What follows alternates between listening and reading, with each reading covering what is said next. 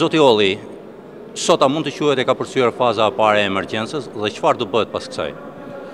Unë besoj se po, sepse ju keni qenë prezente në takimin e zhvilluar ditën e premte të Komitetit Ndërministror të drejtuar nga zoti Basha, ku u lanë detyrat për fazën e ardhshme, pra mund të konsiderohet post-emergjenta tanime, se operacionet në teren në basën më të madhe janë mbyllur, evakuimet nuk kemi me, përkundrazi kemi kthim të banorëve të zonës, ka një rifillim të jetës normale.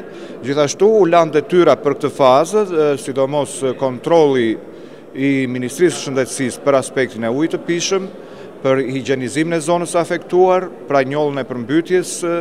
Nga ana tjetër u la detyrë për Ministrinë e Bujqësisë evidentimi dhe plotësimi për 2 muaj nevojave ushqimore që kanë banorët e zonës për gjën e gjallë, që është një detyrë edhe kjo shumë e rëndësishme, pra deri në fund të muajit mars banorët do vazhdojnë të shfrytëzojnë ndihmën që do t'ju ofrojë shteti shqiptar për shkak të pamundësive që kanë ata vetë. Dhe treta është evidentimi plot i dëmeve të shkaktuara nga Ministritë e Linjës në rrjetet rrugore, në ujësielca kanalizime, në argjinatura, në diga, në sistemin elektroenergjetikës, detyra të cilat do të diskutojnë edhe gjatë ditës së nesme në një seancë takimi me komunitetin ndërkombëtar. Zoti Olli, ju morët pjesë sot në një takim me Komisionit e Verifikimit. Kur do fillojnë punën në terren këto komisione? Do thoja që komisionet kanë filluar punën qysh prej ditës së dieshme në fazën përgatitore. Sot ky takim ishte për të zyrtarizuar VKM-n dhe fillimin normal të procesit të vlerësimit.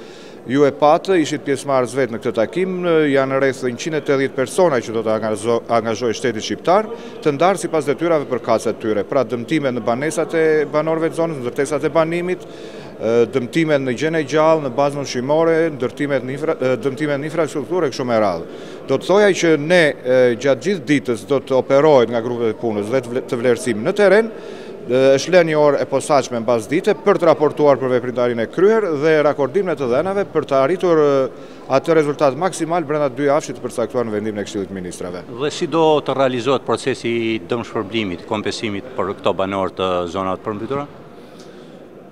Për këtë problem do të shpreja atë pikë të posaçme të vendimit të Këshillit të Ministrave, pra me përfundimin e procesit të plot nga këshillat e qarqeve përkatës pra të Shkodrës dhe të Lezhës, materiali i përpunuar sipas normave ligjore do të përcillet në Ministrinë e Brendshme. Ministria e Brendshme me një projekt të posaçëm do ta përcjellë në Këshillin e Ministrave në emër të saj dhe të Komitetit Ndërministror, dhe Këshilli i Ministrave do të akordojë fondin e posaçëm për dëmshpërblimin e banorëve të zonës.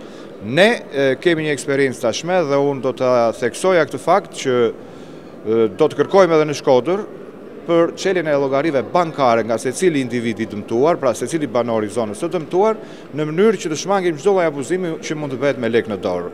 Pra, një numër llogarie bankare i hapur në të gjitha bankat e nivelit të dytë të territorit të qarkut Shkodrës që operojnë këtu, është shumë efektiv edhe për vetë banorët e zonës. Zoti Olli, ju faleminderit. Faleminderit dhe ju.